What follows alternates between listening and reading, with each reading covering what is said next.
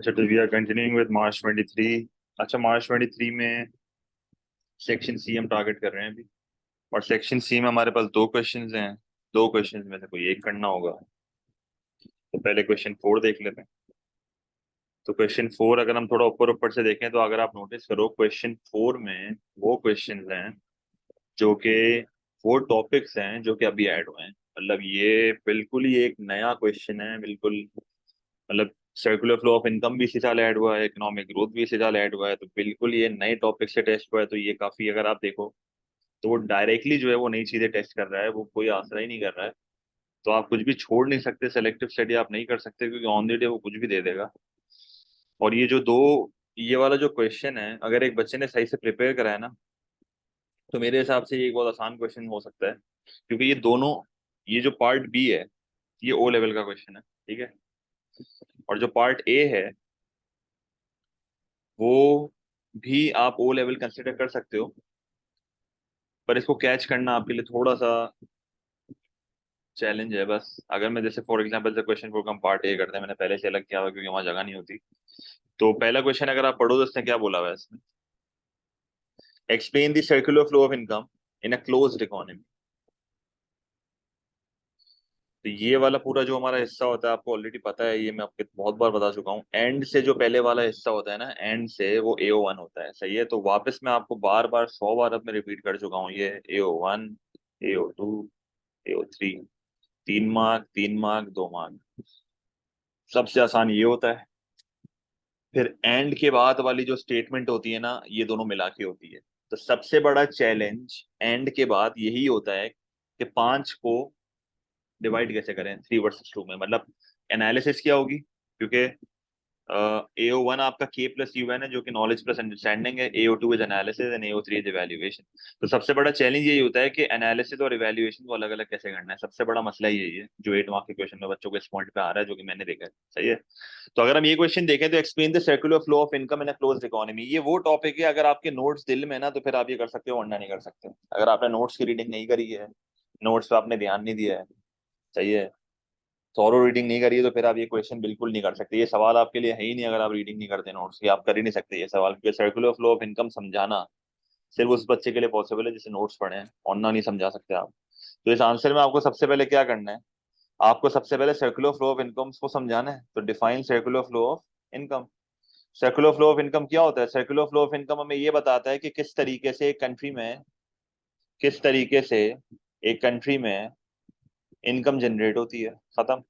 किस तरीके से एक इकोनॉमी में इनकम जनरेट होती है, तो इनकम जनरेटिंग साइकिल समझानी है इन अ क्लोज्ड इकोनॉमी। तो इनकम जनरेटिंग साइकिल तो वैसे वही होती है जो कि फर्म्स और हाउस होल्ड के बीच में होता है, पर क्लोज्ड इकोनॉमी में क्या होती है, गवर्नमेंट भी होती है, फाइनेंशियल इंस्टीट्यूशंस भी होते हैं। क्लोज्ड इकोनॉमी सिर्फ एक ऐसी इकोनॉमी होती है जहां पर इंटरनेशनल ट्रेड नहीं होता। मतलब एग्रीगेट डिमांड की इक्वेशन अगर हम देखें तो C+I+G ये होता है, पर X-M नहीं होता। मैं आपको सर्कुलर फ्लो से ये समझा रहा हूँ, मैं आपको as a revision circular flow से ये समझा रहा हूँ। आप याद करो हमने जब कहानी शुरू करी थी, हमने कहाँ से शुरू करी थी? हाउस होल्ड से शुरू करी थी। और सामने हमारे कौन था? फर्म्स था, सही है। हाउस होल्ड के पास क्या होते थे? Factors of production. House hold के पास क्या होते थे? Factors of production. तो लैंड, लेबर, कैपिटल, एंटरप्राइज, ये प्रोवाइड करता था फर्म्स को। फर्म्स रिटर्न में हमें क्या देता था? पेमेंट्स, प्रॉफिट देता था, इंटरेस्ट देता था, वेजेस देता था और रेंट देता था। सारे फैक्टर्स ऑफ प्रोडक्शन पेमेंट देता था। अब ऑब्वियसली फर्म, हाउस होल्ड जो है वो FOPs दे रही है, फर्म्स जो है वो पेमेंट्स दे रहे हैं, तो इसका मतलब क्या हुआ? इनकम जनरेट हो गई। तो इनकम जनरेटिंग साइकिल अब स्टार्ट हो रही है। इनकम जनरेट हो गई, तो इनकम जनरेट हो गई, दैट इज वाई। सही है, इनकम जनरेट हो गई, दैट इज वाई। तो अब ऑब्वियसली जब हाउस होल्ड के पास इनकम्स आ जाएंगी तो फर्म्स उसको कोई ऐसी चीज प्रोवाइड करेगा जिससे वो इनकम्स खर्च करे, क्योंकि फर्म पागल नहीं है, उसने फैक्टर्स ऑफ प्रोडक्शन ली है। तो वो क्या करेगा? इन फैक्टर्स ऑफ प्रोडक्शन को यूज करके गुड्स एंड सर्विसेज बनाएगा।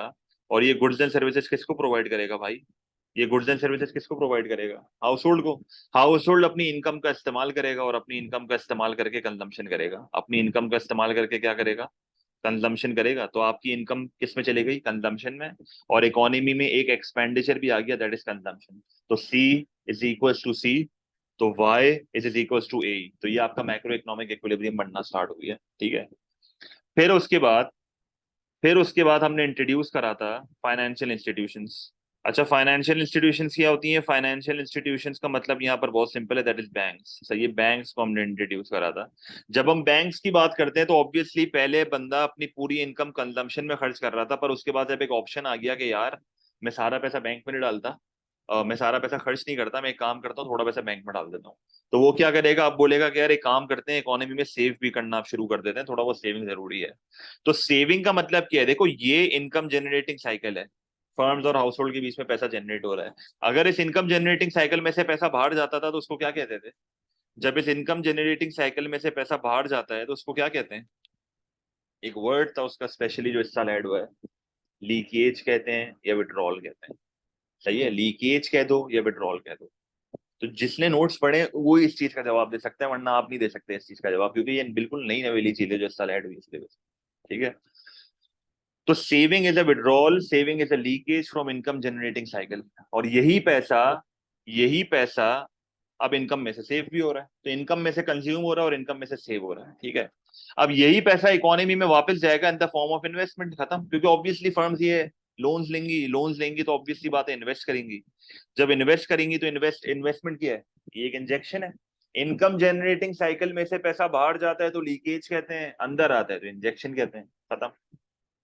फिर एक और क्लोज्ड इकोनॉमी में खिलाड़ी होता था, वो कौन सा होता था? अच्छा, अब एग्रीगेट एक्सपेंडिचर इकोनॉमी में अब हमारी इन्वेस्टमेंट भी हो रही है। ठीक है, एक और खिलाड़ी जो होता था आपका आखिरी खिलाड़ी, वो कौन था? गवर्नमेंट। ठीक है, तो आपने गवर्नमेंट की यहाँ पर अब बात करनी है। अब लोगों को इनकम में से क्या देना पड़ेगा भाई? टैक्स देना पड़ेगा। तो टैक्स क्या है? ये भी लीकेज है। टैक्स क्या है? ये भी लीकेज है। ठीक है, और यही पैसा फिर इन दी एंड घूम फिर के इकोनॉमी के अंदर जाएगा। अब यही पैसा जब घूम फिर के इकोनॉमी के अंदर जाएगा तो ये in the form of government spending जाएगा, तो ये क्या है? ये इंजेक्शन है। खत्म, ये आपकी हो गई क्लोज्ड इकोनॉमी।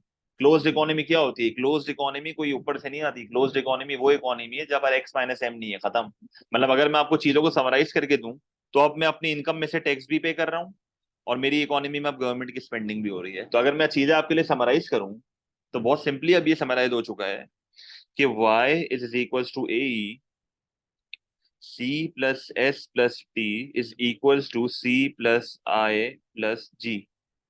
सी और सी आपस में कट हो जाता है तो सेविंग प्लस टैक्स क्या है? सेविंग प्लस टैक्स लीकेजेस है, which is equals to I plus G, that is injection. That is injection. खत्म, ये बन गया आपका क्लोज्ड इकोनॉमी। ये अच्छा, ये ग्राफ, ये अच्छा, एक मैं आपको चीज बता दूं, A2 में जब इसके क्वेश्चन आते हैं ना, A2 में, तो A2 लेवल पे अक्सर वो कह देता है कि डायग्राम बना के बताओ। इस हद तक के भी सवाल आ जाते हैं भाई। A2 लेवल पे अगर यही क्वेश्चन मैं करूँ ना, A2 लेवल पे ये आ चुका है सवाल। A2 लेवल में जब ये क्वेश्चन आता था, क्योंकि A2 सा है ये ऑब्वियसली ये इसमें, तो उसमें बोलते थे कि डायग्राम बनाओ। अब इसने इसमें तो नहीं बोला, वो अच्छी बात है, पर ये कहते हैं डायग्राम बना के दिखाओ। तो आपकी मर्जी, आप बना सकते हो, मैं तो खैर अवॉइड ही करो इस चीज को। सिंपल बस समझा दो, सिंपल लफ्जों में, लंबी भी नहीं करनी भाई, लंबी भी नहीं करनी। क्या बताओगे सबसे पहले? आप बताओगे सर्कुलर फ्लो ऑफ इनकम होता क्या है, फिर आप बोलो circular flow of income involve household, firms, financial institutions and government. फिर आप बताओ कि injections in a closed economy is investment and government की spending, leakages in a closed economy is saving and taxation, these both are equal to, that is macroeconomic equilibrium, which is investment plus government की spending equals to saving plus taxation, leakages is equals to withdrawal। खत्म, ये आपने बता दिया AO1। Assessment objective 1 आपका हो गया। Assessment objective 2 के लिए मुझे क्या करना है? Consider the extent. एक्सटेंट वाली चीज मुझे किधर बतानी होगी? एक्सटेंट वाली चीज मुझे किधर बतानी होगी? एक्सटेंट वाली चीज मुझे बतानी होगी AO3 में। तो consider the extent to which the circular flow of income changes as an economy becomes an open economy. So how the circular flow of income changes when an economy becomes an open economy. तो जब आप open economy की बात करते हो तो एक और खिलाड़ी ऐड हो जाता है बस। अगर मैं AO2 की बात यहाँ पर करता हूँ स्पेशली, तो सिर्फ एक और आप खिलाड़ी यहाँ पर ऐड कर दोगे, डेट इज इंटरनेशनल सेक्टर बोल दो या फॉरेन सेक्टर बोल दो, कुछ भी बोल दो, एक और खिलाड़ी यहाँ पर ऐड हो जाएगा। खत्म, ये बेसिकली जो मैं कर रहा हूँ ये AO2 कर रहा हूँ, एनालिसिस कर रहा हूँ। मैं इसके अंदर इंटरनेशनल ट्रेड को ऐड करके दिखा रहा हूँ। मैं कह रहा हूँ कि यार मैं उसको थोड़ा इंट्रोड्यूस करूंगा, मैं उसको इंट्रोड्यूस करूंगा कि मैं इसको बोलूंगा कि जब एक इकोनॉमी ओपन होती है तो फॉरेन सेक्टर इंट्रोड्यूस होगा, फॉरेन सेक्टर इंट्रोड्यूस होगा तो क्या होगा, एक्स माइनस एम इंट्रोड्यूस होगा, एक्स माइनस एम इंट्रोड्यूस होगा तो क्या होगा, आपकी इकोनॉमी की जीडीपी की वैल्यू बढ़ेगी, क्योंकि obviously C plus I plus जी पूरी इक्वेशन बनती है ना, तो अगर एक्स माइनस एम उसके अंदर ऐड हो जाएगा तो जाहिर सी बात है वो बढ़ जाएगा, participation in the international economy हो जाएगी। फिर आप उसको बोलो कि एक इंजेक्शन और एक विड्रॉल और ऐड हो जाएगा। क्यों? क्योंकि ऑब्वियसली अब इनकम का हिस्सा जो है, अब इनकम का हिस्सा किस में जा रहा होगा, इंपोर्ट में भी जा रहा होगा, तो ये एक विड्रॉल है, ये एक लीकेज है, क्योंकि अब मेरी इनकम इंपोर्ट पे भी जा रही है, एम, दैट इज एम। और ऑब्वियसली कुछ पैसा मुल्क के अंदर भी आ रहा है, क्योंकि ऑब्वियसली आप एक्सपोर्ट कर रहे हो, तो एक्सपोर्ट का रेवेन्यू, इंपोर्ट का एक्सपेंडिचर इज लीकेज, एक्सपोर्ट का रेवेन्यू इज इंजेक्शन। तो अब आप क्या करोगे, अब आपका हो जाएगा S plus T plus M, ये आपके लीकेज होंगे, which is equals to I plus G plus X, ये आपके इंजेक्शन हैं और ये दोनों इक्वल हैं। इक्वल बताना जरूरी है, अगर आपने ये नहीं लिखा ना कि इक्वल नहीं है, अगर आपने ये नहीं लिखा कि इक्वल, हाँ तो फिर रजा मिल जाएंगे। पर अगर आपने ये नहीं बताया ना कि मैक्रो इकोनॉमिक इक्विलिब्रियम का हल्का सा भी आपने सेकंड नहीं करा तो 1 मार्क कट जाएगा आपका, अगर आपने बिल्कुल भी सेकंड नहीं करा तो 1 मार्क कट जाएगा। तो अच्छा, AO2 में क्या करना होगा, AO2 में आपको पहले बताना है कि जब एक इकोनॉमी ओपन होती है तो इसका मतलब क्या है, ओपन होने का मतलब है कि you are introducing international sector. फिर आप बोलो कि जब ओपन इकोनॉमी आप हो जाते हो तो एक्स और एम का इंट्रोडक्शन होता है, X is injection, M is withdrawal. फिर आप उसको ये चीज बोलो कि अब हमारा जो इक्विलिब्रियम है वो ये होगा, छोटा सा आंसर होगा, इतना बड़ा आंसर नहीं होगा ये।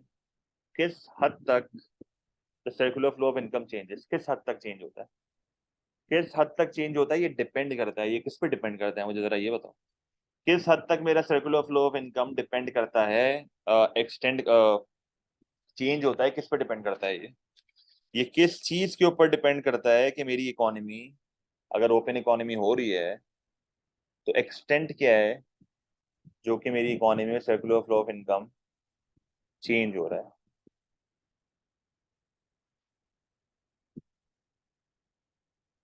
यहाँ पर आप बहुत सिंपल सी बात करोगे कि आप अगर ओपन इकोनॉमी हो भी रहे हो, आप अगर ओपन इकोनॉमी हो भी रहे हो तो यहाँ पर आपको ये चीज बताओ कि इंपॉर्टेंस क्या है, even if you are an open economy, तो एक्स माइनस एम की इंपॉर्टेंस क्या है आपकी कंट्री में, X minus M as a percentage of GDP कितना है, जरा गौर से सुनो जो मैं पॉइंट्स आपको कह रहा हूँ। Whether an economy is open to international trade वाला पॉइंट आप यहाँ लिख सकते हो, आप बोलो ओपन इकोनॉमी हो रही है, पर कितना ओपन हो आप उसमें, मतलब आपकी एक्स माइनस एम जो है वो जीडीपी का कितना बड़ा पोर्शन है। अगर मैं कहता हूँ कि एक economy open to international trade हो रही है पर only a small part of GDP represent कर रहा है वो, तो कोई आपके सर्कुलर फ्लो ऑफ इनकम पे खास चेंज नहीं आएगा। But if it is representing a large part of your GDP तो फिर आपके सर्कुलर फ्लो ऑफ इनकम पे बहुत बड़ा इंपैक्ट आएगा। तो आप उसको बोलो कि what is the importance of X minus M even if you are open to international trade.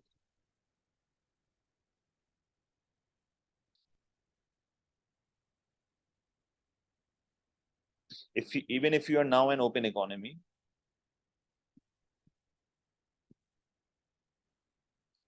Percentage of GDP कितना है, एक ये भी आप पॉइंट यहाँ पर मेंशन करो। डिपेंडेंसी, बिल्कुल वही बात है, ओपन टू इंटरनेशनल ट्रेड वाला पॉइंट है जो हम नॉर्मली लिखते हैं। ये लंबी नहीं करनी, 2 लाइन बस, 2 से 3 लाइन, उससे ज्यादा नहीं, 2.5 लाइन, एवरेज राइटिंग की बात कर रहा हूँ। क्लियर है? पार्ट ए, मेरे हिसाब से तो ये आसान सवाल था। बात देखो अगेन वही है, एंड के बाद जो 5 मार्क होते हैं ना उनको उठाना मुश्किल है। 6 मार्क, 6 मार्क मेरे हिसाब से कोई भी उठा सकता है 8 मार्क के सवाल में। अगर आप एंड के बाद अगर आप नहीं आइडेंटिफाई कर पाए ना कि AO3 क्या है तो फिर मसला है। एक्सटेंट वाली चीज अब इसमें तो बहुत स्ट्रेट फॉरवर्ड थी तो हमने बता दिया। खैर, सब अगर मैं इसका पार्ट बी देखूं इसका, अच्छा इसका पार्ट बी जो है वो बेसिकली क्या है, एक ओ लेवल का क्वेश्चन है इसका पार्ट बी। फर्क बताऊं क्या है, बस इवैल्यूएशन हेड हो जाएगी, सवाल जरा आप पढ़ो क्या है। असेस वेदर द कॉन्सिक्वेंसेस, अब कॉन्सिक्वेंसेस आर, बिल्कुल साथ दोनों में डिस्कस करना पड़ेगा क्योंकि चेंज हो रहा है ना, वो पहले तो नॉलेज देनी है जो पूछा था, उसके बाद बताओगे चेंज क्या आ रहा है, फिर उसके बाद भी फाइनल बताओगे ना क्या होगा। तो कॉन्सिक्वेंसेस पॉजिटिव भी होते हैं, कॉन्सिक्वेंसेज नेगेटिव भी होते हैं। तो assess whether the consequences of economic growth for an economy are always positive. क्या हमेशा पॉजिटिव होते हैं कॉन्सिक्वेंसेज? तो पहले यस बोलोगे फिर नो बोलोगे।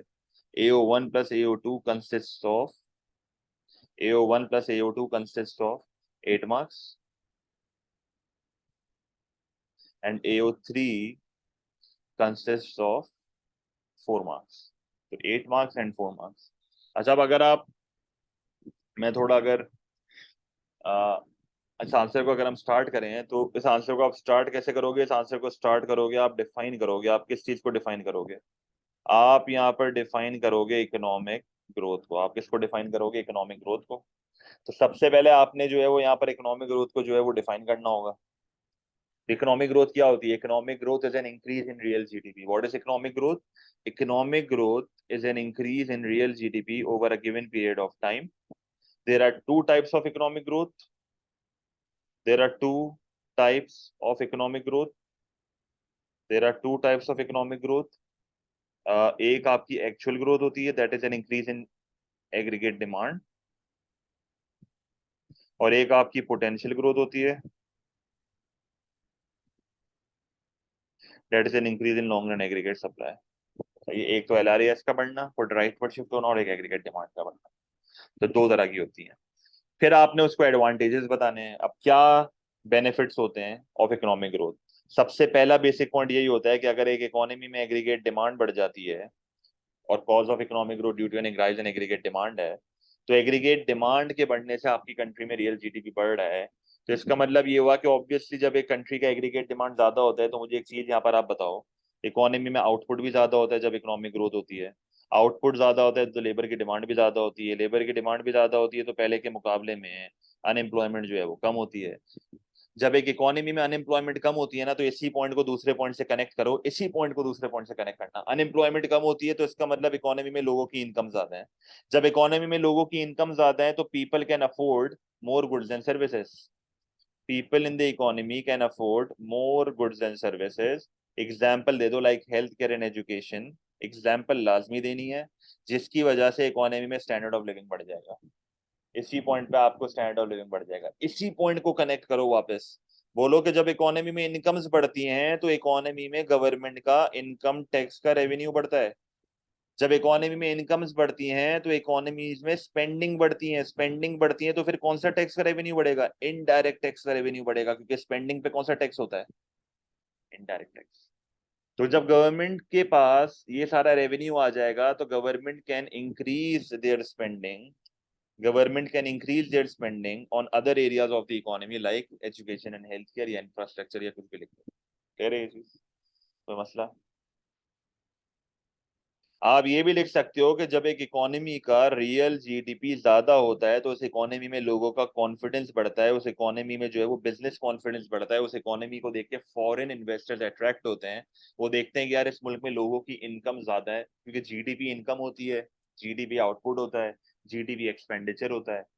तो जब एक मुल्क में रियल जीडीपी ज्यादा है तो इसका मतलब उस मुल्क में इनकम ज्यादा है। जब उस मुल्क में इनकम ज्यादा है तो इसका मतलब ये हुआ कि उस इकोनॉमी में FDI बढ़ेगा, फॉरेन डायरेक्ट इन्वेस्टमेंट बढ़ेगी, जिसकी वजह से कंट्री के अंदर इन्फ्लोज आएंगे। तो ये भी एक अच्छा पॉइंट हो सकता है। उसके अलावा यहाँ पर आप ये भी लिख सकते हो कि यार जब एक इकोनॉमी में रियल जीडीपी ज्यादा होती है तो इसका मतलब आउटपुट ज्यादा है। इसका मतलब आउटपुट ज्यादा है। जब एक इकोनॉमी में आउटपुट ज्यादा होगा तो ऑब्वियसली उस कंट्री का एक्सपोर्ट भी ज्यादा होगा। जब एक्सपोर्ट ज्यादा होगा तो एक्सपोर्ट का रेवेन्यू बढ़ेगा। एक्सपोर्ट का रेवेन्यू बढ़ेगा तो फिर आपकी कौन सी पोजीशन इंप्रूव होगी? करंट अकाउंट की पोजीशन जो है वो आपकी क्या हो जाएगी? इंप्रूव हो जाएगी। करंट अकाउंट की पोजीशन क्या हो जाएगी? इंप्रूव हो जाएगी। क्लियर है? तो इस पॉइंट पे यहाँ पर आपको एक ग्राफ बनाना चाहिए। बिल्कुल वही मैं कहने वाला हूँ। इस पॉइंट पे यहाँ पर आपको एक ग्राफ बनाना चाहिए, और वो ग्राफ कौन सा होता है? लॉन्ग रन एग्रीगेट सप्लाई वाला ग्राफ बनाना चाहिए। अगेन मैं यहाँ पर रफ बना रहा हूँ क्योंकि मैं बहुत बार बना चुका हूँ। सही है। मैं यहाँ पर आपके सामने रफ एक ग्राफ बना रहा हूँ, डेट इज प्राइस लेवल। यहाँ पर आपने लिख दिया रियल जीडीपी। आपने क्या करा? कीनेजियन वाला LRAS बनाया। सही है। तो ये आपका आ गया LRAS। रफ बना रहा हूँ, अगेन कह रहा हूँ, YFP। कितने AD दिखाने होते हैं? 5। एक ये, एक ये, फिर एक ये, फिर एक ये, और फिर एक ये। ठीक है। तो क्या क्या शो करना होता है? माइल्ड इन्फ्लेशन, रनिंग इन्फ्लेशन, सही है, mild inflation, running inflation, hyper inflation, P1, P2, P3। ठीक है, तो ये वाला एरिया आपका माइल्ड का होता था, ये वाला एरिया आपका रनिंग का होता था, और ये वाला एरिया आपका हाइपर का होता था। सही है। तो शुरू शुरू में तो कुछ भी नहीं होता था, क्योंकि इकोनॉमी में बहुत स्पेयर कैपेसिटी होती है। फिर इकोनॉमी में जो है वो प्राइस कम से बढ़ती है, जीडीपी ज्यादा से बढ़ता है। फिर एक इकोनॉमी में प्राइस ज्यादा से बढ़ती है, जीडीपी कम से बढ़ता है। तो पोटेंशियल और एक्चुअल के गैप को डिफ्लेशनरी गैप कहते हैं, ये भी आपको याद होना चाहिए। तो ये तो मैंने आपके सामने टोटल 5 AD बनाए, जिससे आपका काम यहाँ पर जो है वो हो गया। सही है, जिससे आपका काम यहाँ पर हो गया। क्लियर है। तो वो इक्विलिब्रियम की लेबलिंग वगैरह सब आप कर सकते हो। सही है। अच्छा, अब जो आप लोगों ने लिखा है अनएम्प्लॉयमेंट इंक्रीज के बाद प्रोडक्शन, जो जो मैंने लिख दिया ऑलरेडी कवर कर लिया वो या साथ ये लिख सकते हो, वही मल्टीप्लायर इफेक्ट है जो आप कह रहे हो ना, ये कि फर्दर एडी बढ़ेगा, तो ये मल्टीप्लायर इफेक्ट है। जो आप ये चीज कह रहे हो कि फर्दर एडी बढ़ेगा, फिर फर्दर एडी बढ़ेगा, तो ये मल्टीप्लायर इफेक्ट कहते हैं इसको। तो ये इस चीज को क्या कहते हैं, मल्टीप्लायर इफेक्ट कहते हैं। अब सारे नहीं लिखने, 2 पॉइंट लिखने हैं और दो को सही से एक्सप्लेन करना है। सब नहीं लिखना, 2 पॉइंट को ही लिखने हैं बेनिफिट्स में, और उन दो को सही से एक्सप्लेन करना है। ठीक है, लंबी नहीं करनी। 2 points, well explain points using diagram, आपका काम हो जाएगा। अच्छा, मैं अगर अब नेगेटिव्स की बात करता हूँ, नुकसान क्या है इकोनॉमिक ग्रोथ के, इकोनॉमिक ग्रोथ के नुकसान क्या है, बहुत डिस्कस किए थे हमने। पहला तो हमने ये डिस्कस करा था, जो कि सबसे सिंपल है, भाई एग्रीगेट डिमांड बढ़ जाएगी, तो जाहिर सी बात है तुम्हारी इकोनॉमी में शॉर्टेज हो रही है। शॉर्टेज हो रही है तो प्राइस लेवल बढ़ रहा है। प्राइस लेवल बढ़ रहा है तो कौन सी इन्फ्लेशन आ रही है,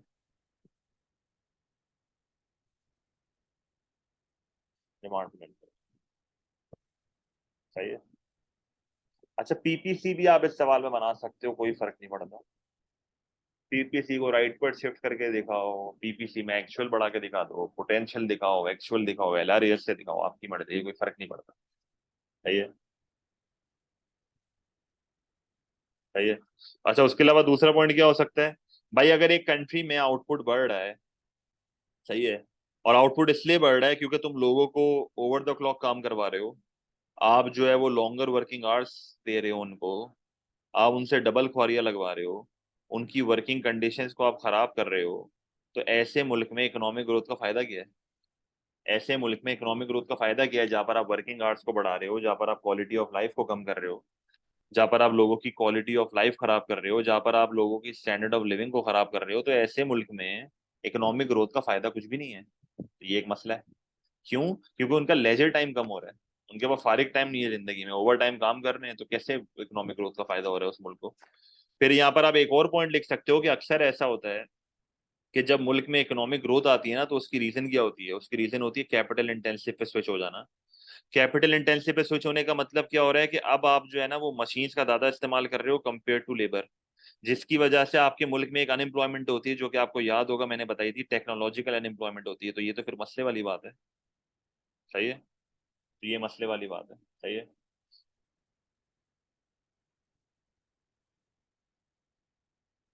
मतलब थोड़ा सा रेलिवेंट हो जाएगा, क्योंकि आप पॉलिसी टच कर रहे हो, पॉलिसी टच नहीं करनी है यहाँ पे, सिंपल पॉइंट बताने हैं बस। सही है। पॉल्यूशन वाली चीज, हाँ बिल्कुल, एक बहुत अच्छी बात है कि आप अगर रैपिड इकोनॉमिक ग्रोथ कर रहे हो, अगर आप रैपिड इकोनॉमिक ग्रोथ कर रहे हो, तो इससे आपकी रिसोर्सेज एक्सप्लॉइट हो रही हैं, आपके नॉन रिन्यूएबल रिसोर्सेज खत्म हो रही हैं, तो ये मसला है। सही है। इकोनॉमी में शॉर्टेज हो रही है ना एग्रीगेट डिमांड के बढ़ने से, प्राइसेस बढ़ती शॉर्टेज की वजह से। ठीक है। और लास्ट पॉइंट यहाँ पर आप ये कह सकते हो कि भाई अगर फॉर एग्जांपल मैं कह रहा हूँ कि इकोनॉमिक ग्रोथ इसलिए आ रही है क्योंकि एक इकोनॉमी में हैवी फैक्ट्रीज लग रही हैं, एक इकोनॉमी में इंडस्ट्रीज लग रही हैं, इंडस्ट्रीज सेट हो रही हैं, प्लांट्स लग रहे हैं बड़े बड़े, तो ऑब्वियस सी बात है वो पोल्यूशन क्रिएट करते हैं, और पोल्यूशन की वजह से एनवायरमेंटल डैमेज होता है। सही है। तो फिर ये एनवायरमेंटल डैमेज जो है ना एक्सटर्नल कॉस्ट को बढ़ाता है इकोनॉमी में, और एक्सटर्नल कॉस्ट जब इकोनॉमी में बढ़ते हैं ना, तो फिर स्टैंडर्ड लिविंग कम होता है, तो ये मसले वाली बात है। कोई फायदा नहीं फिर ऐसी ग्रोथ का। ठीक है। कोई दो बताने, सारे नहीं, कोई दो। तो 2 वर्सेस 2 डिस्कशन आपका पूरा, well explain points 2 versus 2, define आपने कर दिया, नॉलेज के मार्क्स आपने उठा दिए, टाइप्स ऑफ इकोनॉमिक ग्रोथ आपने बता दी। अब आप उसको इवेल्युएटिव कमेंट्स लोगे, क्योंकि आपका AO3 होगा। मैंने हमेशा बोला है evaluation should always start with a conclusion या should always end with a conclusion. Conclude करना जरूरी है यार। सर को सिर्फ इवैल्यूएशन के पॉइंट लिख के आ जाओगे और कंक्लूड नहीं करोगे तो मसला है।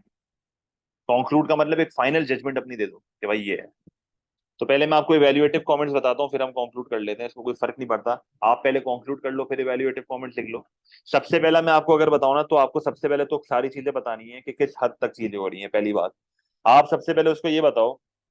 पहली चीज, ये जो इकोनॉमिक ग्रोथ आ रही है, ये जो इकोनॉमिक ग्रोथ आ रही है, ये किस हद तक डिवाइड हो रही है, ये किस हद तक डिवाइड हो रही है या किस हद तक इक्वली शेयर हो रही है बिटवीन द पॉपुलेशन।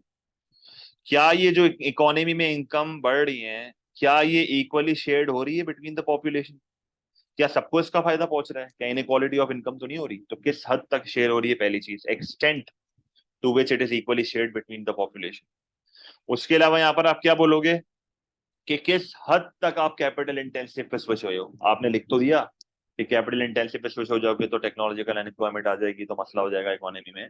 पर किस हद तक आप कैपिटल इंटेंसिव पे स्विच हो रहे हो, ये डिसाइड करेगा कि मुल्क में फायदा है। तो extent of the switch to capital intensive, क्योंकि extent of the switch to capital intensive decide करेगा द लेवल्स ऑफ अनएम्प्लॉयमेंट जो आपकी इकोनॉमी फेस करेगी। सही है। Extent of the switch to capital intensive decide करेगा the level of unemployment the economy will face. क्योंकि अगर हल्का फुल्का स्विच आ रहा है तो फिर कोई टेंशन वाली बात नहीं है, पर अगर बहुत बड़ा स्विच आ रहा है, सही है, तो फिर टेंशन वाली बात है। फिर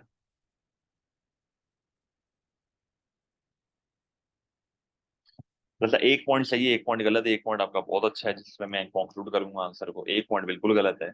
एक चीज को समझ लो, ये डिफ्लेशनरी का हर जगह नहीं आ सकता, ये रट्टू तोते ना बनो। डिफ्लेशनरी गैप यहाँ कैसे आ सकता है? आपसे वो इकोनॉमिक ग्रोथ के फायदे नुकसान पूछ रहा है, आप डिफ्लेशनरी गैप कैसे घुसाओगे मुझे बताओ तो। अगर आप ये लिखोगे ना कि डिफ्लेशनरी गैप पे डिपेंड करता है इकोनॉमिक ग्रोथ फायदेमंद है या नहीं, तो ये एक बहुत बहुत ही बेकार कंक्लूजन होगा। डाल सकते हो, मैं मना नहीं कर रहा, डाल सकते हो, पर थोड़ा और दिमाग भी अपना खोलो। डिफ्लेशनरी गैप पे अपना आपको रोक नहीं दो, वरना जिधर नहीं भी जरूरत होगी ना वहां भी डिफ्लेशनरी गैप घुसा के आ जाओगे आप, स्पेयर कैपेसिटी घुसा के आ जाओगे। थोड़ा और भी दिमाग खोलो अपना, तभी इतने सारे पॉइंट्स में लिखवाता हूँ, ये सारे थोड़ी लिखने होते हैं वैल्यूएशन। यहाँ पर भी कोई दो पॉइंट लिख के कंक्लूड करना होता है आंसर को भाई। 4 घंटे थोड़ी लगाने होते हैं एक सवाल पे, 25 मिनट में करना होता है ये, 20 20 मिनट। तो खुद सोचो ना आप। एक वजह है कि वो बोलता है कि वेल एक्सप्लेन करो, तो पॉइंट्स कम लिखने होते हैं, समझाना अच्छा होता है। सही है। होलिस्टिक व्यू में आंसर चेक होता है, मैंने बहुत बार बोला है, ये 4 5 पॉइंट स्टेट करके आ जाओगे, एक भी मार्क नहीं देगा वो। एक्सप्लेनेशन के मार्क्स होते हैं, एनालिसिस के मार्क्स होते हैं। अच्छा, उसके अलावा यहाँ पर आप क्या बोलोगे, ये किस पे डिपेंड करता है? ये डिपेंड करता है the extent to which it is sustainable. क्या ये ग्रोथ सस्टेनेबल है? मतलब अगर एक इकोनॉमी में आउटपुट बढ़ रहा है, अगर एक इकोनॉमी में आउटपुट बढ़ रहा है, अगर एक इकोनॉमी में आउटपुट बढ़ रहा है, पर उस इकोनॉमी में सारा आउटपुट बढ़ने का बेनिफिट करंट जनरेशन ही ले रही है और फ्यूचर जनरेशन के लिए कुछ बच ही नहीं रहा, नॉन रिन्यूएबल रिसोर्सेज खत्म हो रही हैं। सही है। आपकी इकोनॉमी जो है वो डेट पे चल रही है, आपकी इकोनॉमी में नॉन रिन्यूएबल रिसोर्सेज खत्म हो रहे हैं, आपकी इकोनॉमी के करंट अकाउंट डेफिसिट चल रहे हैं, आपकी इकोनॉमी में जो है वो बेसिकली लोगों की इनकम्स कम हो रही हैं, आपकी इकोनॉमी में कोई पोटेंशियल ग्रोथ नजर नहीं आ रही, सिर्फ एक्चुअल ग्रोथ नजर आ रही है, सिर्फ एडी बढ़ता जा रहा है और एलआरएस नहीं बढ़ रहा। तो ये डिसाइड करता है कि मुल्क में इकोनॉमिक ग्रोथ फायदेमंद है या नहीं। फिर आप उसको ये भी बोल सकते हो कि यार टाइप ऑफ ग्रोथ कौन सी है, ये भी तो एक पॉइंट होता है। टाइप ऑफ ग्रोथ क्या है, एक्चुअल ग्रोथ है कि पोटेंशियल ग्रोथ है? फिर इसी से आप लिंक करोगे और अपने आंसर को कंक्लूड करोगे।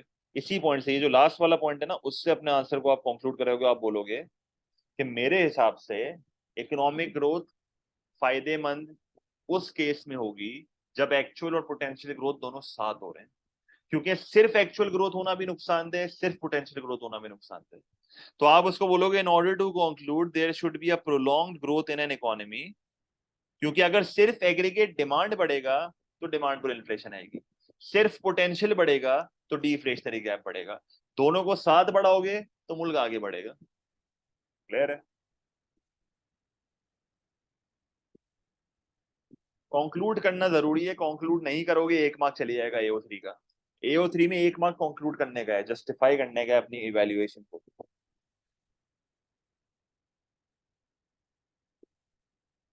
कह रहे कोई मसला? शायद आप करीब थे। लिख सकते हो ये भी। कोई मसला इस सवाल में?